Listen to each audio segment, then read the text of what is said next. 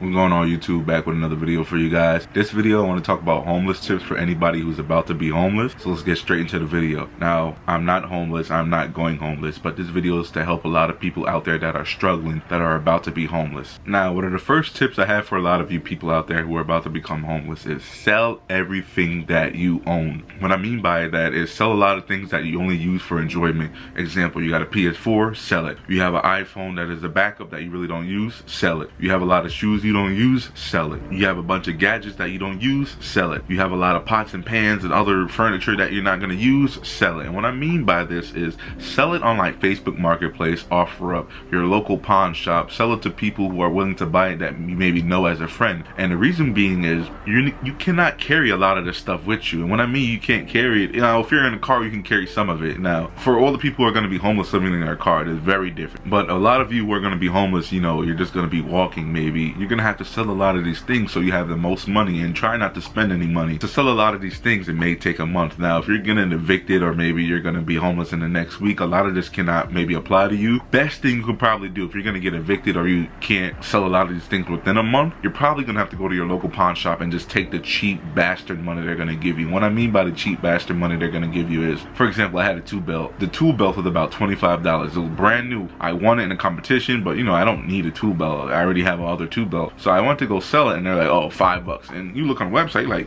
this is $25. And they're like, well, that's the best I could do. They're going to give you a lot of cheap prices, even for like a broken iPhone. Let's say you have an iPhone 6, they're going to maybe give you $20 for that. So just take all the money you can, whatever. They're going to fingerprint you. You got to do your fingerprint 3 different times, just in case you're a criminal or you stole it or whatnot. And, that's it. That's all they're going to do. So yeah, trying to sell as many items that you can and just save your money. Now, if you're going to go on foot, you're probably going to need transportation. Now, you can walk, but trust me, you will get tired. Maybe after 5 miles, every 10 miles, you will get tired. So what you can do is, if you're going to go on foot, is get a bike. And you're going to get a bike because you're going to need transportation. You want to get around really quick and easy and fast. But here in Florida, if you're going to ride at night, you're going to need a flashlight on the back of that bike. Flashlights are pretty cheap. You get them $20. So, you can go to Walmart. You can start off Walmart, get you a cheap bike. It may not last long, but once you have that bike, that's going to be your way of transportation. It's going to be a little bit much better than just walking. For all my car people, I know about you, you have your car, you can pay for gas, you don't really have to worry about it. But for all my people on foot, that's what you're going to need. Secondly, for my people that are going to be on foot, you're going to need you a big bag. When I mean a big bag, now if you're a female, it might be smaller for you, but I have a 70-liter bag. Now the average bag that a lot of people carry is about 50 liters, maybe 45 liters, but I have a 70-liter bag, and it's a big old bag. I will actually leave in the description down below if you actually want to go look at that bag, and you can just carry the bag. And once you have your bag and your bike, I think you're pretty much set to go, because your entire things that you need to continue, your household is going to be in that bag. Plus you have, your AKA your car, which is your bicycle, and you'll be set right off that. So for all my people that are going to be homeless on foot, there you go. Now, for my people in the vehicles, a lot of you are going to, have mobile. A lot of you need to make as much space in your car so you can lay down, so you can stretch your feet, because you don't want to be all scrunched up. When you're all scrunched up, you're going to have bad sleep, backache, neck ache, all of that. You don't want to have that bad experience when you're living in your car. So for a lot of my car people, have your little bathroom, whatever you need to, do your hygiene, and then have a little sleeping area. And then of course you're going to be driving, so you have your driving area as well. Now, a lot of you are saying, why are you giving these tips? You're not homeless. You don't know what it is to be homeless. Now, yes, that's true. I don't know what it is to be homeless, but this video, I wanted to reach somebody who are maybe becoming homeless, maybe somebody who's going through something and they're thinking of, what should I do if I'm about to be homeless? So let me know in the comment section down below if you ever been homeless. Let me know if any of these tips are actually help you, or if you actually use any of these tips that I'm about to give you. Now, one of the next tip I have, if you're about to be homeless and you're thinking, what clothes should I carry? What clothes should I carry? Carry 4 outfits and 2 pairs of shoes. When I mean 2 pairs of shoes, you want to carry 1 dressy shoes in your backpack, and you want to carry either some type of comfortable shoes, whether it's going to be a boot, whether it's athletic shoes on your feet. So whatever you have on your feet, and then 1 pair of shoes, if you can, in your backpack. And then out of the 4 outfits, you want 2 of them to be like casual clothes. Maybe you can go out and party in them if you can, and then the other 2 are going to be for job interviews.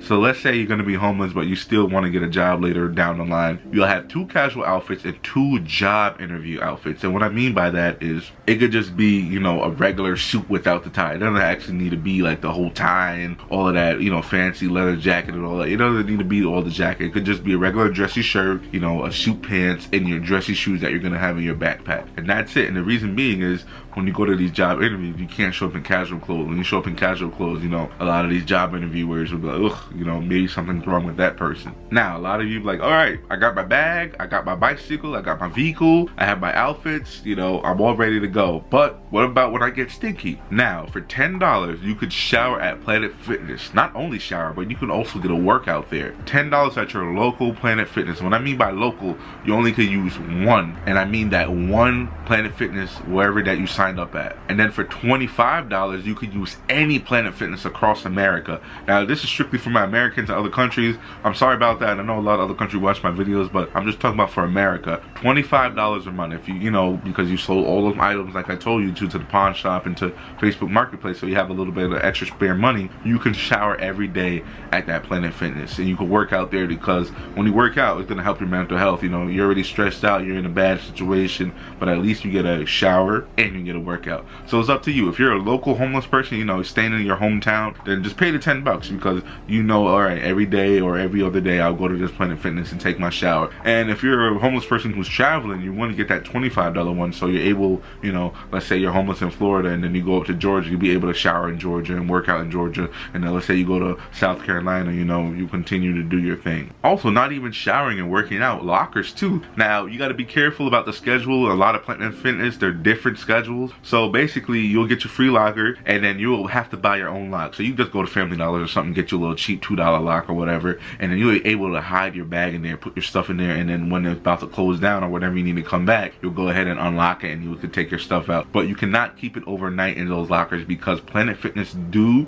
checks every night before they close, and they take out whatever bag and they'll put it in the lost and found or whatever. Be careful on that when you're going to use your locker. So a lot of you are saying, I got my bike, I got my car, I got my shower, I got my clothes ready. Now I got a little tip for you how to get free food. Now if you want to watch my free food video, you can go ahead and watch that video, but I'm going to give you some more tips for a lot of you who are going to be homeless on the street. There's zero waste apps on your phone if you have a phone with you, and a lot of those zero waste apps on those phones, basically people are just going to be throwing away food that they don't want, or maybe it's like expired, but they don't want to throw it away, so they'll put it up on these apps. I don't know exactly what app, but there's a lot of different apps you can use. I don't use it personally myself, but you can go ahead and download these apps. Just type in zero food waste or free food apps on your phone. It should pop up, and you can go to that person location, or maybe they'll leave it like at a local place, and they'll say whoever want to come get it, and you'll go get it, because some people don't feel comfortable with you coming to their house, so that's why they'll leave in other areas, and it's free food basically. So if you want to download the app on your phone and look at, you know, free food is every day, every other day. You know, bigger the population, the better, the more food you will get, and then you just go ahead and get free food. That's one way without paying. Another tip for free food is actually Salvation Armies, and they have a lot of free food soup kitchens, or that's what they call it, I think, a soup kitchens or something. And you could just find it, you know, Google it, soup kitchens near me, Salvation Army near me. You get one free meal, you go there, you get your meal, and you don't have to pay a dime. You know, you just go ahead and eat your food, you know, say thank you, and then you leave and you're on your day. And you can go to many other different Salvation Armies, I guess, or a lot of other different soup kitchens around in your local area. Then you could use a lot of food coupons. Now, you may gonna have to pay $1 or $2 for this, but basically a lot of these unhealthy restaurants, kind of, they'll give you a deal. So example, if you buy something for $1, you get a free medium fry, or if you buy this for $2, you'll get a soda and a cookie for free. You know what I mean? So you can use that to your advantage. You don't want to do that too much because it's going to be unhealthy food, but I mean, it's better than nothing. Would you rather pay $8 for a full meal, or just pay $1 for something and get another thing for free? A lot of places do it. You can, you know, Wendy's, McDonald's, KFC, Popeye, etc. You know, you say, hey, I have a coupon. You go in and you use your coupon, and then, you know, you save a lot of money. You end up paying $1 for the meal, get something for free, and that whole meal that you got for free was really about $4 or $5. So now, I said this in my free food video, but I'll just say it here again: dumpster diving. Now, a lot of people are like, ew, dumpster diving. You know, I don't want to go in for food. I mean, when you don't want to spend, you know, $5, $8 on a meal, you can just dumpster dive. And a lot of stores that I heard got good, and I mean good, packaged food that you can take is Aldi's, CVS, Walgreens, Dollar Tree, Dollar General, you know, so it's a lot of stores that you can just dumpster dive. And the best time to do it, when I used to work at Dollar Tree, we used to throw out grocery between 2 and 4 p.m. So if you're gonna, you know, it's gonna be broad daylight, people are gonna see you, but 2 to 4 p.m., that's when a lot of food that we had to throw out was in the garbage. And some of it was packaged, but you know, some stores will be petty, they'll rip it open, so you know, germs will get in there and you won't dumpster dive for it. But a lot of co-workers sometimes are lazy and they'll just throw away all the food packages. Like I remember one time I was working at Dollar Tree and we had pretzels. It was over the expired date by I think 4 or 5 days, and it wasn't packaged. You know, they was telling me, you know, cut it and then throw it in there. I wasn't cutting it. I'm like, because I don't want to just waste food. You know what I mean? Like, no, I don't want to cut it. So I just threw it in there, packaged still. So you know, maybe if a homeless person came by and they look in the dumpster and they'll see all those pretzels wasn't cut, then there you go. You can go ahead and eat all those pretzels. Yes, it's expired, but when you're starving, man, you're gonna eat anything. A lot of you know that. So you're belly full, you got your workout, you took your shower, you got your bicycle, you still got your car, you're all good to go. Now you're tired. Now if you live in your car, you know, you're in your vehicle, then obviously you're gonna sleep in your vehicle. Find a good parking spot. You know, a lot of good parking spots. Now I'm not telling you to do this, but a lot of people, what I heard, that live in their vehicles who are homeless, they'll sleep at a hospital that have 24 hours, but they'll park in the back far away. You know, security do their check, but I heard a lot of them will do that. Or what a lot of them will do, they'll go in like apartment complexes and they'll act like they're a resident and they'll go in a parking spot and they'll sleep there. And then, you know, some people like boondock in the woods and stuff. You know, you can do a lot of places when you're in your vehicle. But for my people on foot, I'm gonna give you some places that I hear a lot of people say they sleep at and they actually sleep peacefully. And for my people on foot, you do not want to sleep where a lot of homeless people sleep, because your things will get stolen or you will be violently attacked. So just watch out for that. But I heard a lot of homeless people actually sleep under bridges. And what I mean by under bridges, I'm not just talking about them big bridges. It could be like a little small bridge. You know, it's only you can like go inside the bridge. Some bridges is like you can climb inside of it, but you're laying on concrete, so you're not laying on the dirt, and it's just crazy. But under bridges, definitely doesn't have to be the biggest one. Like I said, it could be a small bridge, but that is one place a lot of homeless sleep. The woods, you know, I'm not a wood guy, because here in Florida you got snakes, you got all type of animals, so I'm not going in the woods. But you know, if you're a wood person, if you've been out in Mother Nature, you love Mother Nature, the woods is actually a very good place that I heard a lot of homeless people love to sleep. You know, you just go ahead, set your tent up, set up your sleeping bag or whatever, your hammock, and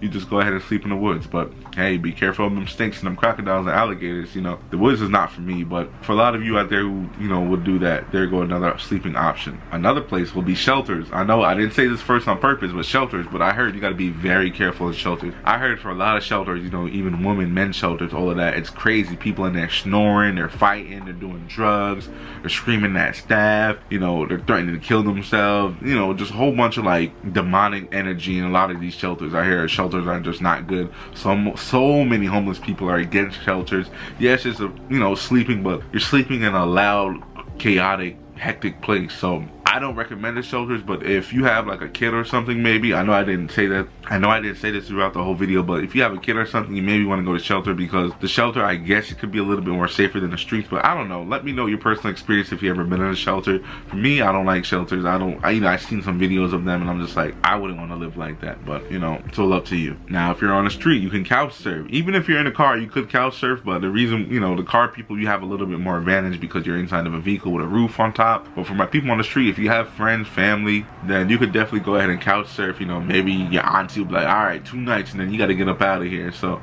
I don't know, if you want to couch surf, go ahead if you have that type of support with you. Parking garages, I actually heard this, you know, the city parking garages, security is there, so be careful of security. But if you're not making a mess, not being loud, a lot of them will just ignore you. But you can sleep in parking garages. I don't know where you would sleep.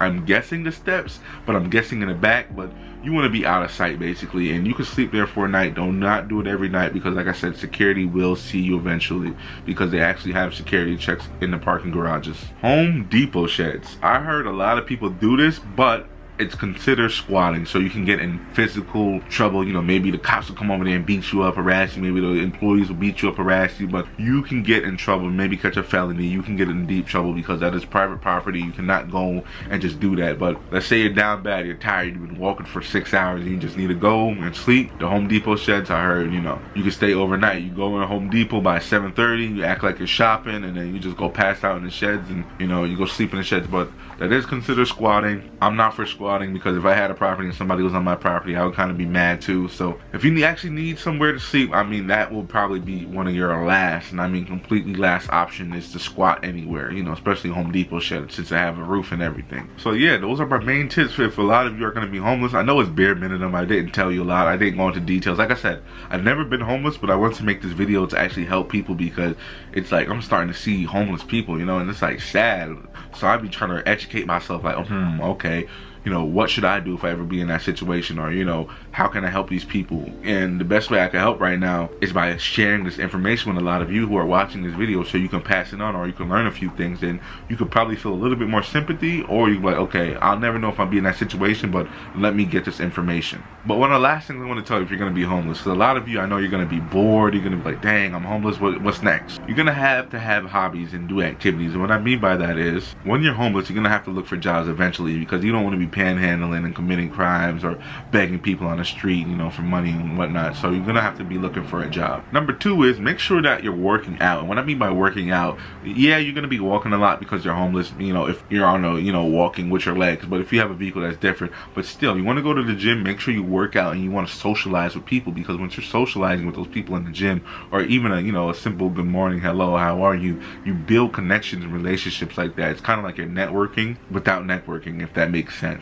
And you want to make sure that you're reading books when you're homeless out there, because you want to keep your mind occupied. And what I mean by reading books, I'm not talking about on your phone. You want to be physically reading books, like going to the library or something. You know, when you go to the library, you can just sit there, read books, and you can just have a warm place to be at, charge your phone if you have a phone, a laptop, computer, whatever, and that will be your little safe haven. When I used to be in New York, in our library, it was filled with homeless people, like 30 homeless people every day, every time we used to go. I used to be a crazy book nerd, but those people were like on the computer. You get an hour on the computer, and they were reading books and, you know, charging their phones. I didn't bother them. The librarians didn't bother them, because we already knew their situation. So that was their little safe haven. You know, you can draw if you're an artistic person. You can sell your drawings to people. You know, walk down the street, hey, I drew this, can I get $5 for it? Give them the drawing, or ask to draw them if they can pay, you know, $20 or whatever. You know, simple things like that, because when you're bored and homeless, that can lead to destruction, you know what I mean? So don't just throw your life away or say your life is over. You can continue to do things and get back up there slowly by slowly. You know, if you're a beach goer, like I said, maybe you're a fit guy but you're homeless, you know, go to the beach, you know, enjoy, play volleyball with people, play something, you know,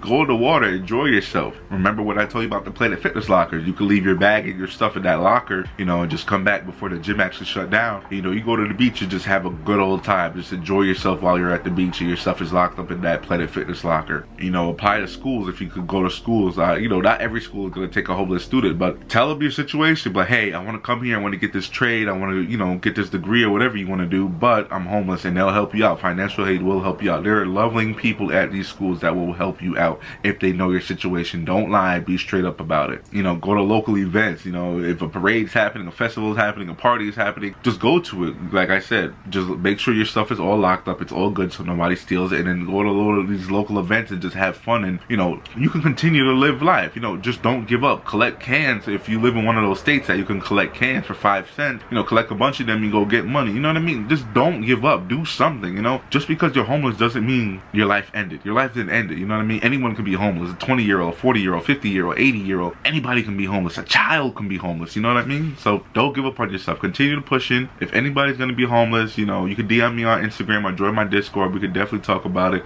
I can't help you financially, but I can give you advice and just hope you never give up. But I've been rambling a lot. That's what I really wanted to say for this video. Make sure that you stay humble. Make sure you stay positive. Make sure you stay safe, and peace out.